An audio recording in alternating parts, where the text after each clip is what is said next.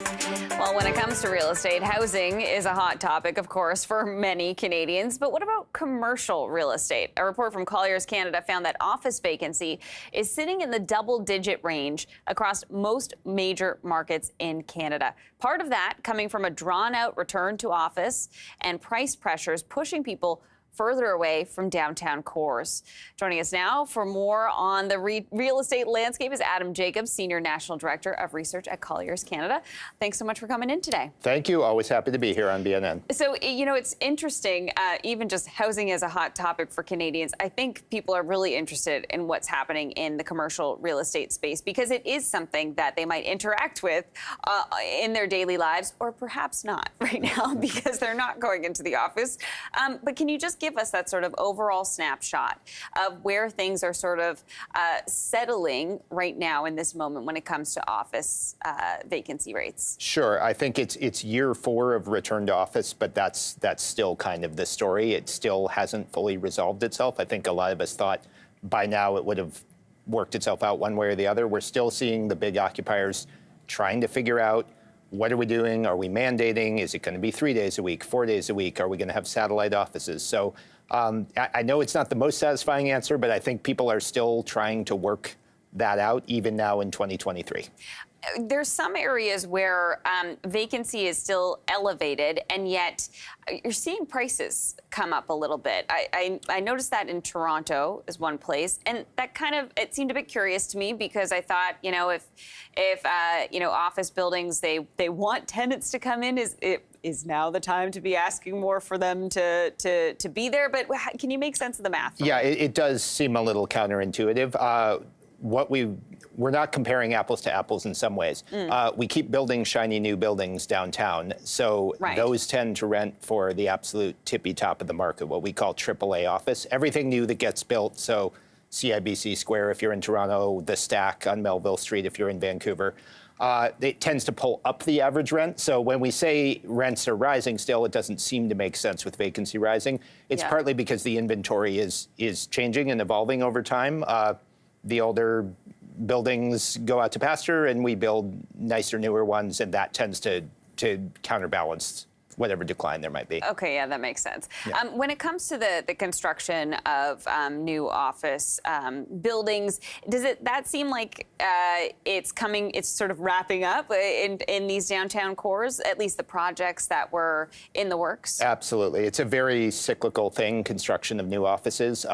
We just went through a huge cycle of that, and it's kind of dying down. So a lot of brand new buildings have been built. There's probably a couple more to come, but going forward, we're going to see a much lower level of construction. So it's going to be a little bit more balanced. Right now, we're running on a treadmill very quickly to stay in place because we keep adding millions of square feet.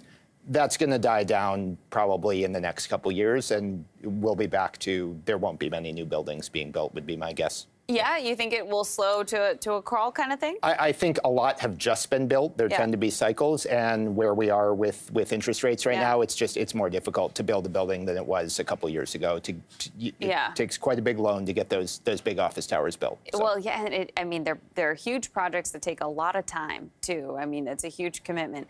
When you're looking at the vacancy rate, I noticed that it is quite elevated in Calgary, yet it's come down in Calgary. Can you give us a sense of what's happening there? Yeah, Calgary has had high vacancy, I think it's fair to say, for some time. I give them a lot of credit for taking action, being very proactive on this. They have really said, we are going to be the leader in converting old office towers into something else, hotels, apartments, vertical farming, whatever. Yeah. They have a whole, that requires some government support, and they've really moved forward on that. So part of what we're seeing is there's fewer office towers than there used to be as they get converted to other uses. And I think, you know, Calgary still has, the fundamentals can still be strong there. It's just that it's got a really huge downtown compared to a city of its size, and that's part of what it struggles with, is it actually has a much bigger downtown than bigger cities like Vancouver in terms of space. So even with that, though, and now I'm going to put you on the spot, the Calgary vacancy rate, it's still at, is it at 30% still? That sounds about right. Office, maybe 28, 30. Yeah. It's high. Yeah. It's been the highest in Canada for a while. I think they're they're evolving on that front. It used to be very tied to just there was one industry and it was energy and that was it. And I think they've done a really good job at focusing on, okay, education, technology. There's a lot more that we can diversify into. The markets that are doing better, I think, have more of a dependence on industries like tech that have boomed. I mean, Vancouver is a great example. It's the strongest office market, and it's very, very tied to tech and the big Seattle tech that's sort of spilled over there. Beyond the office space, when we're talking commercial real estate, there's also industrial. And so the office space might have some question marks sort of hanging over it. What's happening in the industrial space? Industrial has been on fire for years, before COVID, during COVID, after COVID. It's just the fundamentals are just so strong.